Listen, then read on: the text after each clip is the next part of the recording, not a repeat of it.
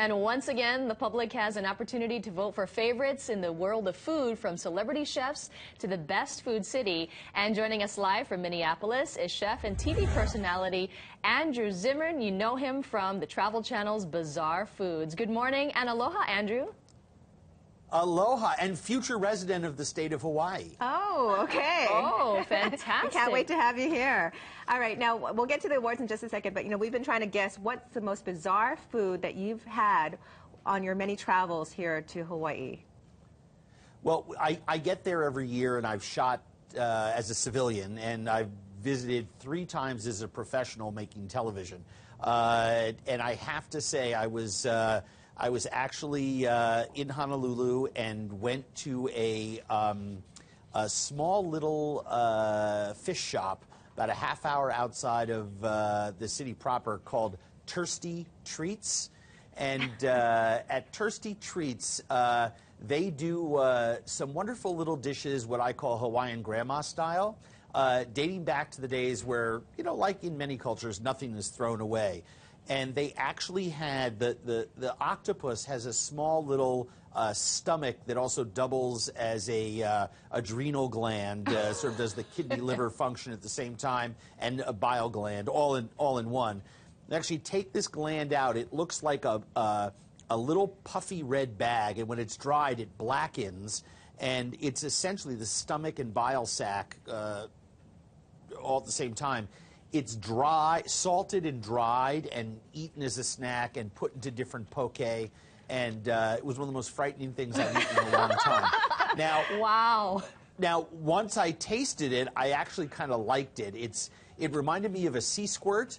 It was very, very bitter, but I like things that are bitter. The older I get, bitter is a hard flavor for most people to access. Sour, salty, and sweet are infinitely more popular than bitter, but I like bitter. What can I say? So I thought you were going to say something like poi, but that sounds really bizarre, yeah, Andrew. I'm intrigued. Poi? Are you kidding me? Poi? So you like That's poi? vegetable in water. Yeah. It's All vegetable right. in water. Hey, you're going to become an Aina real soon, Andrew. So you want to buy a house here one of these days? Well, now here's the interesting thing. Every year that I'm there, my wife always says to me, "We love Hawaii so much. Why don't we invest in something here, and then when you're done working, we can just live here?" And I think she's fast winning the argument. Yeah, twist your arm. I can imagine it's really tough. You've got a really smart wife. Look for me there soon. I absolutely adore the Hawaiian Islands, and you want to know something? What's even better about them is that, unlike a lot of other island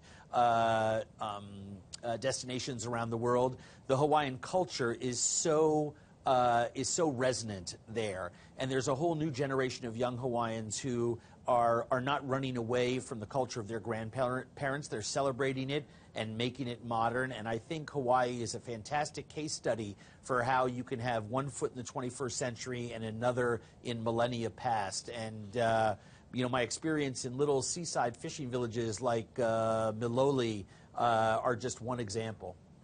Well, fantastic. Yeah, well, we'd love to have you here as soon as you can. But, okay, I'm going to bite. What's this year's the Munchies categories? What are some of the categories? Well, the Munchies, I started with General Mills and Tablespoon.com as a way to get away from either crowdsourcing awards, where they awarded awards for excellence to people that didn't deserve it, or experts giving other experts award in secret that wasn't resonant with the public. The magic of the Munchies is that we have experts who fill categories with nominees and then put it out in front of the general voting public for 30 days. The entire month of April, people can go every day if they want to Tablespoon.com and vote for their favorites.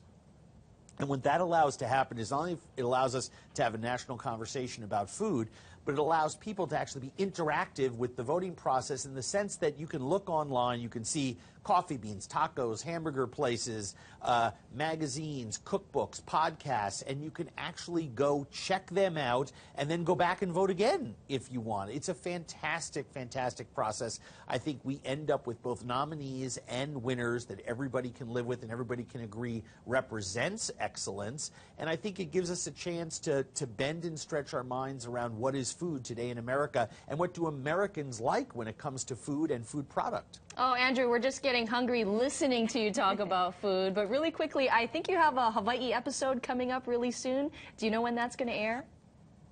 That is going to air just after, it's in July.